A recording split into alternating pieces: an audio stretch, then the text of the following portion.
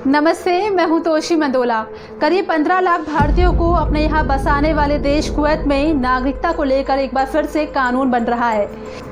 इस कानून को प्रवासी कोटा नाम दिया गया है। अंग्रेजी भाषा की चाह रखने वालों के लिए इस बिल को कुवैत एक्सपैट बिल का नाम दिया गया है। कोरोना वैश्विक महामारी के चलते वैसे ही भारत में खतरा मंडरा रहा है, लेकिन अगर ये कानून भी पास हो जाता है तो भारत में गहरा संकट आएगा, क्योंकि इस कानून के मुताबिक 15 लाख में से 8 लाख भारतीयों को वापस भारत लौटना होगा। वो दोबारा कुवैत में काम नहीं कर सकते हैं। सामान्य ज्ञान की सस्ती किताबों को पढ़ने का चलन थोड़ा कम हो गया है, लेकिन उन किताबों में एक सवाल अक्सर पूछा जाता था कि दुनिया की सबसे महंगी मुद्रा किस देश की है। उत्तर दिया जाता था कुवैत। कुवैत की मुद्रा कुवैती दिनार। एक कुवैती दिनार बराबर भारत का 242 रुपये।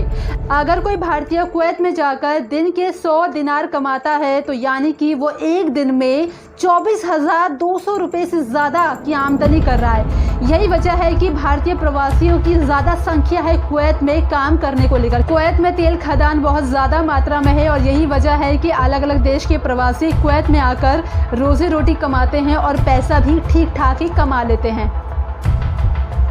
भारतीय समुदाय कुवैत का सबसे बड़ा प्रवासी समुदाय है, जिसकी कुल जनसंख्या 15 लाख है। कुवैत की कुल आबादी 43 लाख है। जैसे जैसे कोरोना ने विश्व भर में महामारी का रूप लिया, वैसे वैसे कुवैत में भारी जनसंख्या और आबादी को लेकर चर्चाएं शुरू हो गई। सरकारी अधिकारियों से लेकर सांसदों की जुबान पर प्रवासी कोटा बिल की चर्चाएं तेज हो गई।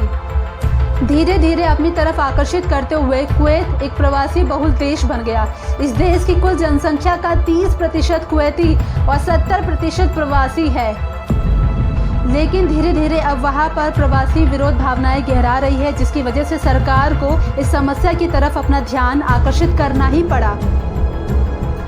कुवैत में भारतीय, पाकिस्तानी, श्रीलंकाई, मिस्र, अन्य देशों के प्रवासी रहते हैं। हालांकि कुवैत में काम करने वाले सभी देशों के नागरिकों पर इस कानून का असर पड़ेगा, लेकिन सबसे ज़्यादा असर पड़ेगा भारतीय प्रवासियों पर, क्योंकि कुवैत में भारतीय प्रवासियों की संख्या अन्य देशों के मुकाबले में सबसे ज़्यादा है। जिसके बाद दूसरे नंबर पर मिस्र पर भी इसका अच्छा खासा असर देखने को मिलेगा।